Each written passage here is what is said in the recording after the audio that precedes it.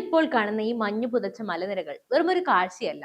ഇത് ലോകത്തിലെ ഏറ്റവും അപകടകരമായ അതിർത്തികളിലൊന്നാണ്.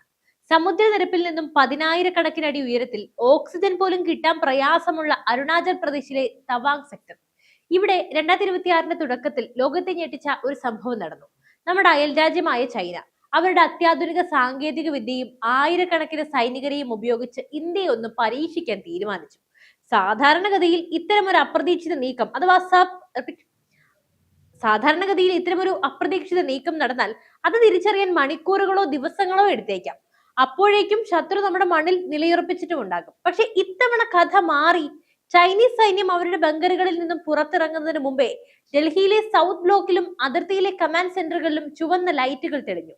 ശത്രു വരുന്നുണ്ട്, കൃത്യം ഇത്ര മണിക്ക് ഈ വഴിയിലൂടെ. ഇങ്ങനെ ഒരു ഡിജിറ്റൽ ശബ്ദം ഇന്ത്യൻ സൈന്യത്തിന് മുന്നറിയിപ്പ് നൽകി. അതെ, ഇന്ത്യ ഇന്ന് ലോകത്തിന് മുന്നിൽ ഒരു രഹസ്യം വെളിപ്പെടുത്തിയിരിക്കുകയാണ്. ചൈനയുടെ പക്കൽ ആയുധബലം ഉണ്ടെങ്കിൽ ഇന്ത്യയുടെ പക്കൽ അതിനേക്കാൾ മൂർച്ചയുള്ള ഡിജിറ്റൽ ബുദ്ധിയുണ്ട്. ലഫ്റ്റനന്റ് ജനറൽ ദിനേശ് സിംഗ് റാണ വെളിപ്പെടുത്തിയ ഈ അതിശയിപ്പിക്കുന്ന സത്യം. ഇന്ത്യ എങ്ങനെയാണ് AI ഉപയോഗിച്ച് ചൈനയെ മുട്ടുകുത്തിച്ചത്? ഇന്നത്തെ വീഡിയോയിൽ നമ്മൾ ചർച്ച ചെയ്യുന്നത് യുദ്ധതന്ത്രങ്ങളുടെ ഈ പുതിയ യുഗത്തെക്കുറിച്ചാണ്. 2026 നടന്ന ഇന്ത്യ AI ഇമ്പാക്ട് ഉച്ചകോടി. പ്രതിരോധ വിദഗ്ധരും ശാസ്ത്രജ്ഞരും തടിച്ചുകൂടിയ ആ വേദിയിൽ വെച്ചാണ് strategic force command chief lieutenant general Dinesh Singh Rana ആ പ്രഖ്യാപനം നടത്തിയത്. അദ്ദേഹം പറഞ്ഞു, ചൈനീസ് സൈന്യം അരുണാചലിൽ നടത്തിയത് മുമ്പ് കണ്ടിട്ടില്ലാത്ത വിധത്തിലുള്ള ഒരു നീക്കമായിരുന്നു. എന്നാൽ ഞങ്ങളുടെ AI ടൂളുകൾ അത് നേരത്തെ പ്രവചിച്ചു. അവരുടെ നീക്കത്തിന്റെ കൃത്യമായ സമയം ഞങ്ങൾക്ക് ലഭിച്ചു. ഇത് കേവലം ഒരു പ്രസ്താവനയല്ല, ഇത് ഇന്ത്യയുടെ സൈനിക കരുത്തിൽ വന്ന വിപ്ലവകരമായ മാറ്റമാണ്. 1962 യുദ്ധത്തിൽ നമുക്ക് തിരിച്ചടിയേറ്റത് വിവരങ്ങൾ നേരത്തെ ലഭിക്കാത്തത് കൊണ്ടായിരുന്നു, അല്ലെ? എന്നാൽ 2026 വരുമ്പോൾ ഇന്ത്യ ഒരു വിവരവും കൈവിട്ടു പോകാത്ത വിധം ശക്തമായിരിക്കുന്നു. എന്തായിരുന്നു ചൈനയുടെ ആ നീക്കം? അവർ തർക്ക മേഖലകളിൽ അതിക്രമിച്ച് കയറാനും ഇന്ത്യൻ പോസ്റ്റുകൾ പിടിച്ചെടുക്കാനും ആസൂത്രണം ചെയ്ത ഒരു ബ്ലിറ്റ്സ് ക്രീഗ് മോഡൽ നീക്കമായിരുന്നു അത്. എന്നാൽ ഇന്ത്യയോട് പ്രാദേശികമായി വികസിപ്പിച്ച AI ആ പ്ലാൻ പൊളിച്ചെടുക്കി. പലർക്കും തോന്നാം AI എന്ന് പറഞ്ഞാൽ ChatGPTയോ ജെമിനിയോ ഒക്കെ പോലെയുള്ള എന്തെങ്കിലും ആണെന്ന്. എന്നാൽ സൈനിക ആവശ്യങ്ങൾക്കുള്ള AI തികച്ചും വ്യത്യസ്തമാണ്. ഇതിന് നമുക്ക് ഡിജിറ്റൽ ചാണക്യൻ എന്ന് വിളിക്കാം. നമ്മുടെ ഉപഗ്രഹങ്ങൾ ഓരോ നിമിഷവും അതിർത്തിയിലൂടെ ചിത്രങ്ങൾ എടുക്കുന്നുണ്ട്. ഒരു മനുഷ്യന് ഈ ലക്ഷക്കണക്കിന് ചിത്രങ്ങൾ പരിശോധിച്ച് മാറ്റങ്ങൾ കണ്ടെത്തുക അസാധ്യമാണല്ലോ. എന്നാൽ ഇന്ത്യൻ AI സെക്കൻഡുകൾക്കുള്ളിൽ ഈ ചിത്രങ്ങൾ താരതമ്യം ചെയ്യും. ഒരു പുതിയ ടെന്റ് വന്നോ, 1 കിലോമീറ്റർ ദൂരെ പുതിയൊരു മണ്ണ് നീക്കിയ പാടുണ്ടോ, AI അത് ഉടൻ കണ്ടെത്തും.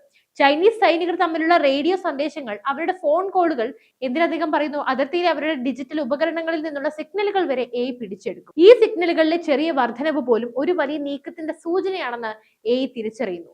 അതിർത്തിയിലേക്ക് കൂടുതൽ ട്രക്കുകൾ വരുന്നുണ്ടോ, ഇന്ധന ടാങ്കറുകളുടെ എണ്ണം കൂടിയോ, സാധാരണ സൈനികർക്ക് ഭക്ഷണം നൽകുന്നതിനേക്കാൾ കൂടുതൽ റേഷൻ അവിടെ എത്തുന്നുണ്ടോ, ഇത്തരം സൂക്ഷ്മമായ കാര്യങ്ങൾ വിശകലനം ചെയ്ത് ശത്രു യുദ്ധത്തിന് തയ്യാറെടുക്കുകയാണോ എന്ന് AI പ്രവചിക്കുന്നു. അരുണാചലിൽ സംഭവിച്ചത് ഇതാണ്. ചൈനീസ് സൈന്യം സൈലന്റ് ആയി നീങ്ങാൻ ശ്രമിച്ചെങ്കിലും അവരുടെ ഡിജിറ്റൽ ഫുട് പ്രിന്റ് ഇന്ത്യയുടെ AI ടൂളുകൾ കൃത്യമായി ട്രാക്ക് ചെയ്തു. യുദ്ധം എന്ന് പറഞ്ഞാൽ നമ്മൾ എപ്പോഴും ഓർക്കുന്നത് വെടിയൊച്ചകളും ബോംബ് സ്ഫോടനങ്ങളുമാണ്. എന്നാൽ ഏറ്റവും വലിയ യുദ്ധതന്ത്രം എന്താണെന്ന് അറിയാമോ? യുദ്ധം ചെയ്യാതെ തന്നെ ശത്രുവിനെ തോൽപ്പിക്കുക എന്നതാണ്. AI നൽകിയ വിവരങ്ങൾ അനുസരിച്ച് ഇന്ത്യൻ സൈന്യം വളരെ നേരത്തെ തന്നെ തന്ത്രപ്രധാനമായ സ്ഥലങ്ങളിൽ വിന്യസിക്കപ്പെട്ടു. ചൈനീസ് സൈന്യം മല കയറി എത്തുമ്പോൾ അവിടെ അവരെയും കാത്ത് ഇന്ത്യൻ സൈന്യം തോക്കും പിടിച്ച് തയ്യാറായി നിൽക്കുകയാണ്. തങ്ങളുടെ രഹസ്യ നീക്കം പാളിപ്പോയി എന്ന് മനസ്സിലാക്കിയ ചൈനീസ് സൈന്യത്തിന് പിന്തിരിഞ്ഞ് ഓടേണ്ടി വന്നെന്നാണ് പറയുന്നത്. ലഫ്റ്റനന്റ് ജനറൽ റാണ പറഞ്ഞ ആ ഒരു കാര്യമുണ്ട്. ഇന്ത്യൻ ഭാഗത്ത് ആർക്കും ജീവൻ നഷ്ടമായിട്ടില്ല. ഒരു സൈനിക മേധാവിയെ സംബന്ധിച്ചിടത്തോളം ഇതിലും വലിയൊരു വിജയം വേറെയുണ്ടോ? കൃത്യസമയത്തുള്ള ഒഴിപ്പിക്കലും സൈനിക വിന്യാസവും സാധ്യമായത് AI നൽകിയ കൃത്യതയാലാണ്. ഇന്ന് ലോകം ഒരു പുതിയ ശീതയുദ്ധത്തിലാണ്. ഇത് മിസൈലുകൾക്ക് വേണ്ടിയുള്ളതല്ല, മറിച്ച് സൂപ്പർ ഇന്റലിജൻസിന് വേണ്ടിയുള്ളതാണ്. അമേരിക്കയും ചൈനയും ഇതിനായി ശതകോടികളാണ് ചിലവാക്കുന്നത്.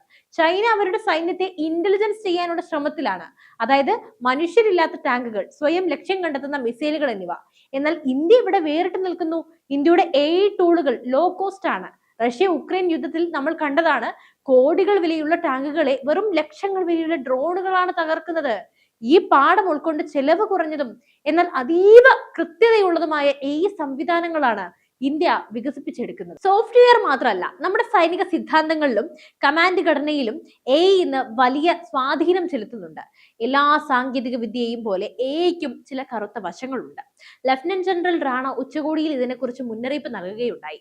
അതായത് ആണവായുധങ്ങൾ നമുക്ക് എണ്ണാൻ സാധിക്കും, അവ എവിടെയിരിക്കുന്നു എന്നൊക്കെ കണ്ടെത്താൻ കഴിയും. എന്നാൽ AI അങ്ങനെയല്ല, അത് ഡിജിറ്റൽ ആണ്. അത് എവിടെ ഇരിക്കുന്നു എന്നോ അത് എങ്ങനെയാണ് പ്രവർത്തിക്കുന്നത് എന്നോ കണ്ടെത്തുകയെല്ലാം തന്നെ പ്രയാസമായിട്ടുള്ള ഒരു കാര്യമാണ്. ആൽഗോരിതമിക് ബയാസ് അഥവാ AI തെറ്റായ വിവരം നൽകിയാൽ എന്ത് സംഭവിക്കും? Cyber attack. ശത്രു നമ്മുടെ AI സിസ്റ്റത്തെ ഹാക്ക് ചെയ്താൽ സ്വയം തീരുമാനമെടുക്കുന്ന ആയുധങ്ങളുണ്ട്. അതായത് മനുഷ്യന്റെ അനുവാദമില്ലാതെ ഒരു റോബോട്ട് എങ്ങാനും വെടിവെച്ചാൽ ആരാണ് ആ ഉത്തരവാദിത്തം ഏറ്റെടുക്കുക? ഇത്തരം വെല്ലുവിളികളൊക്കെ നിലനിൽക്കുമ്പോഴും ഇന്ത്യയുടെ നയം വ്യക്തമാണ്. നമ്മൾ ഒരു ഉത്തരവാദിത്തമുള്ള AI ശക്തി അഥവാ റെസ്പോൺസിബിൾ AI പവർ ആയിരിക്കും. ആണവായുധങ്ങളുടെ കാര്യത്തിൽ ഇന്ത്യ കാണിക്കുന്ന അതേ പക്വത AI-യുടെ കാര്യത്തിലും ഇന്ത്യ എന്തായാലും പുലർത്തും.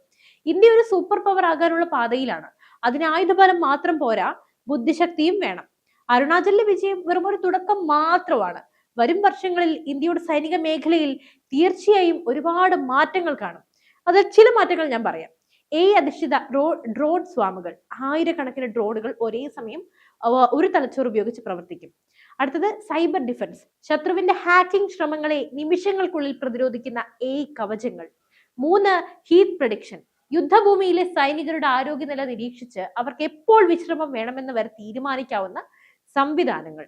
നമ്മുടെ IT കരുത്തും സൈനിക വീര്യവും ഒത്തുചേരുമ്പോൾ തീർച്ചയായിട്ടും യാതൊരു സംശയവും വേണ്ട, ലോകത്തിന്റെ മറ്റൊരു ശക്തിക്കും നമ്മുടെ ഭാരതത്തിനെ തൊടാൻ പോലും സാധിക്കില്ല. അരുണാചലിലെ ആ മഞ്ഞുമലകളിൽ ചൈന തോറ്റത് അവരുടെ ആയുധങ്ങൾ മോശമായത് കൊണ്ടല്ല, മറിച്ച് ഇന്ത്യയുടെ ബുദ്ധിക്ക് മുന്നിൽ അവർക്ക് ഉത്തരമില്ലാത്തതും പിടിച്ചു നിൽക്കാനും പറ്റാത്തത് കൊണ്ടാണ്. ലഫ്റ്റനന്റ് ജനറൽ ദിനേശ് സിംഗ് റാണയുടെ വാക്കുകൾ ഓരോ ഇന്ത്യക്കാരനും അഭിമാനിക്കാനുള്ളതാണ്. നമ്മൾ സാങ്കേതിക വിദ്യയിൽ ആരുടെയും പിന്നിലല്ല.